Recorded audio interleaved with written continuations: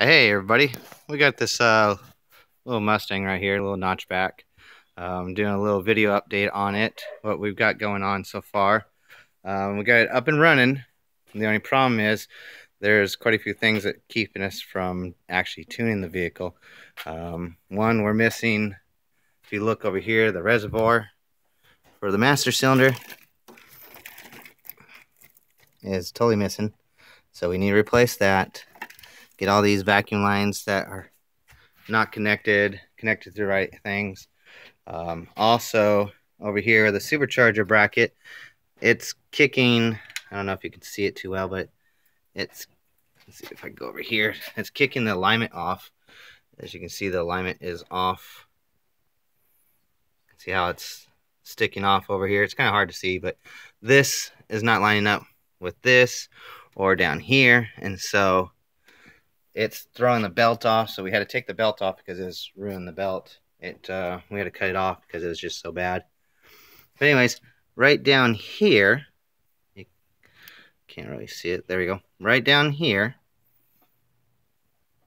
right there, this bracket is supposed to be flush up against it, and it's not. It's up against a bolt.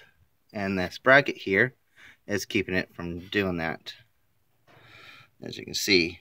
And that's what's throwing the alignment off for the tensioner. So what we need to do is unbolt that, cut that bracket so it's nice and flat, and then bolt this back on. So we have to unbolt this right here, take this off, and get to it. So we have to modify the bracket there.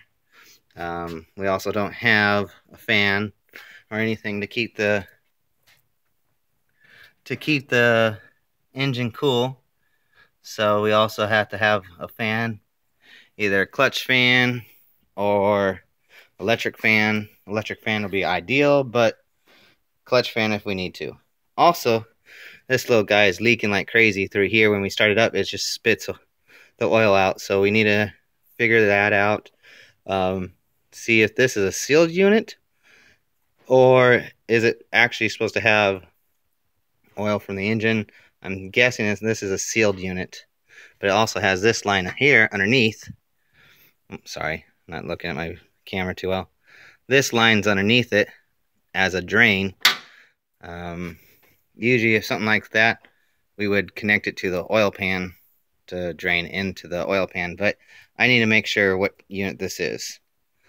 Other than that, it'll run. It runs pretty good. It just needs a lot of tuning. And I can't tune it without having a cooling system and this belt not being lined up right. And like I said, I have to take this bracket off, cut it, notch it, get that lined up. I have to take this off too to take this off. But anyways, so that will get us to running. But as you can see, we put the new injectors on. Let's see if you can see it. There's the new injectors. Those are 60-pound injectors. And we put these little adapters on so it can run the new style injectors. There's a couple of them, because the injector's so tall with that little adapter on it, it hits the intake. So we had to go with a bigger intake spacer right here. As you can see, this is a 1-inch spacer. It's kind of hard to tell, but that is a 1-inch spacer. Raised it up a little bit. And also a couple of the wires we had to extend a little bit longer. Let's see if we can, I can't really see it in there, but there's one wire on this side, 2 wires on the other side we had to extend a little bit longer.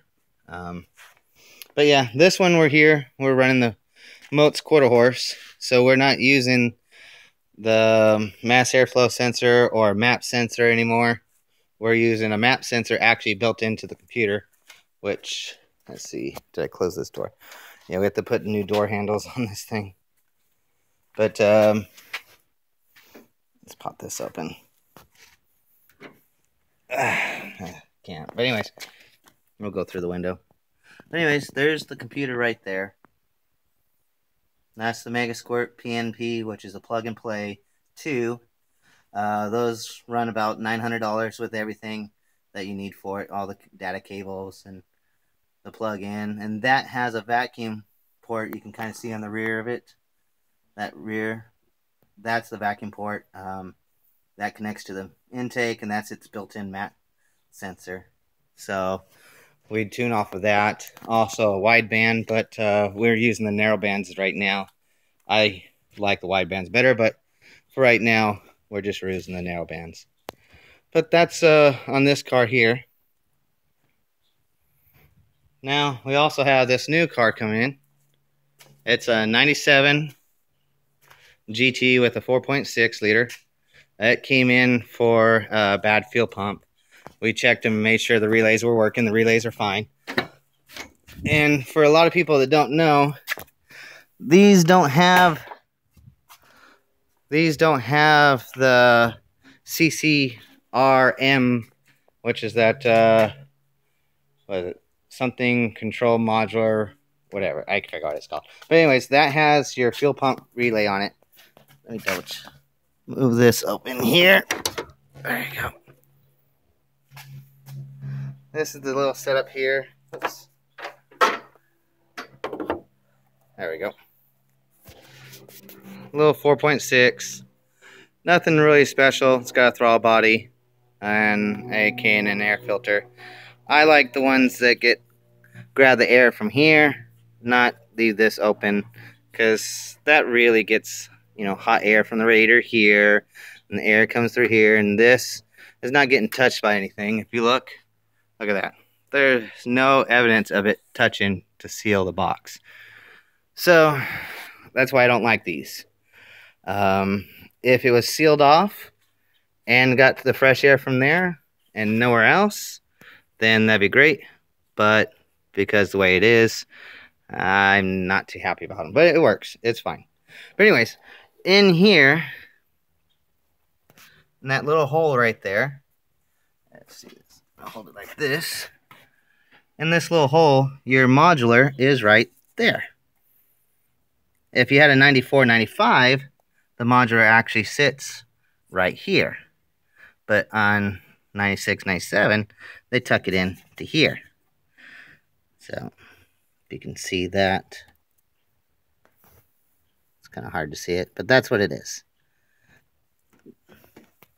The good news is, on the newer Mustangs, they have this little chip to put into your diagnose mode, which some reason on my 95, it had it in here. So that makes it a little bit easier there. But yeah, we checked the relay. Relay's fine. It clicks. I checked the fuel pump. I'm getting power at the fuel pump, but the fuel pump's not doing anything. So that explains why it has no start. And then for the guys familiar with my car, this is my 95 Mustang GT. Let's close this door. It's a little dirty. Just got back from the track with it. This one here has a turbo kit. It's the On3 Performance Turbo with a 67 mil ceramic ball bearings and billet compressor wheel. Let me open this up. You can see it. I gotta fix the wiring up in here. I just put that new dash in, that little E dash, and I had to tear all this up to get to the computer. Anyways, and that's my aftermarket computer right there. You can't really see it, but it's a Fast XFI 2.0 with traction control. It's kind of thrown in there.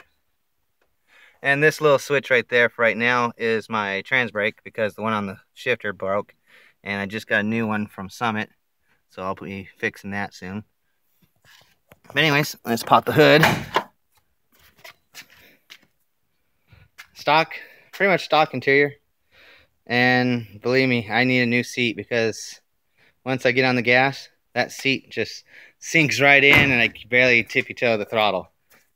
Anyways, let's get this one open. There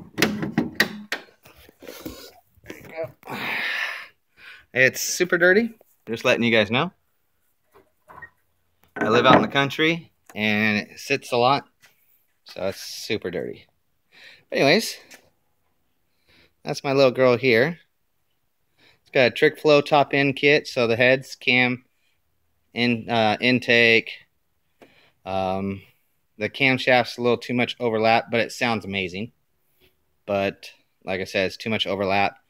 The turbo has to spin a little bit faster to get the same amount of boost. But other than that, that's about it. That turbo's good for about 750. I'm only doing about 660. I'm trying to get 666 to the ground. So hopefully one day I'll get that and not blow up this motor. Yes, this is a stock bottom end out of an, this original engine bottom end with cast pistons, because in 93 they stopped doing forged pistons. So 93 is the first year for cast pistons. So just letting you guys know about that. Anyways, got a little air sprout right here for the fans. That came out of a Contour. I think, yeah, it's a Ford Contour. Great system. It keeps this engine nice and cool. This is the turbo. I don't have a blanket on it right now because the old one started tearing itself up, so I need to order a new one. But we'll get that. Also, I need new fuel lines. My fuel lines are way too small and my engine's running lean, so I need to do that. If you look over here, you'll notice a bunch of wires are all cut up and everything. That's because I don't need them anymore. I'm just pretty much only running this little bit of wire here, this little bit of wire here, and that's about it. All this is all gone. Not even using it anymore because of the aftermarket computer.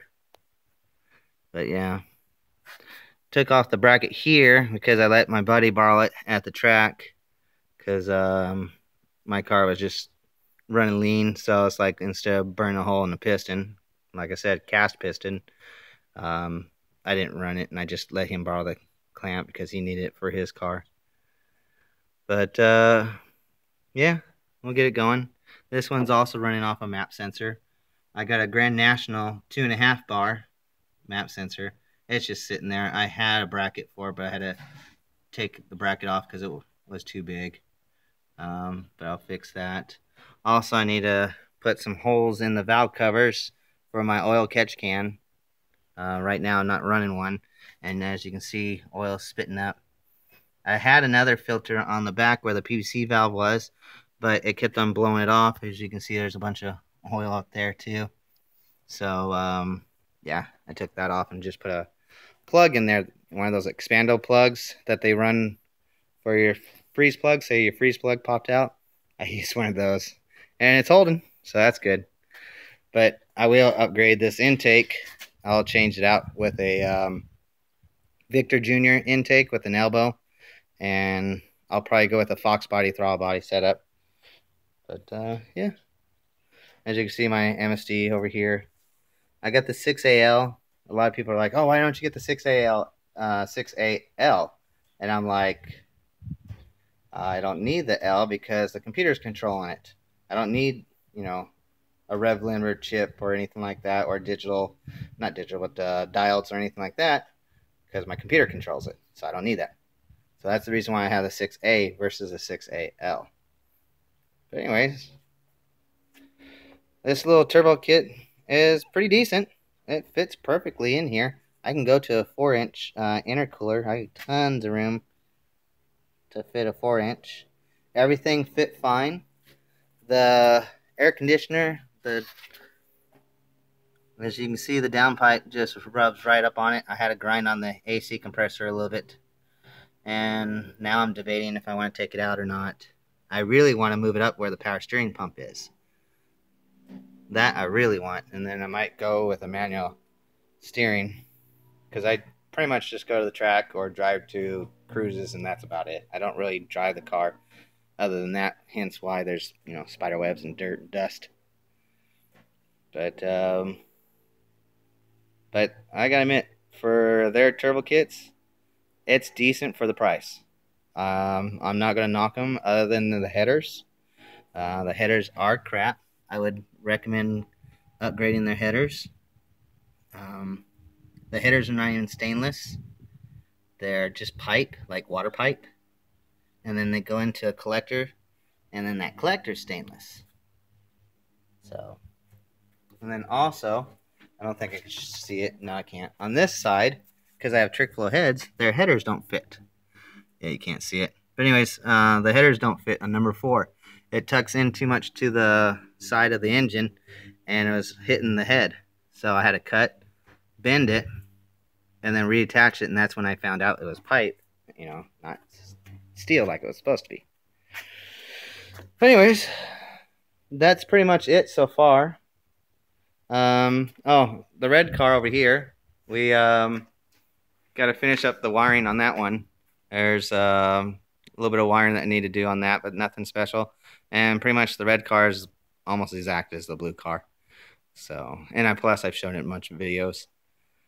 But yeah, it's getting there. It's a good little car. We'll get that one up and running. I got the blue one running now. This one's running, and it's running really good. Just running lean. That's the only problem. I have a 320.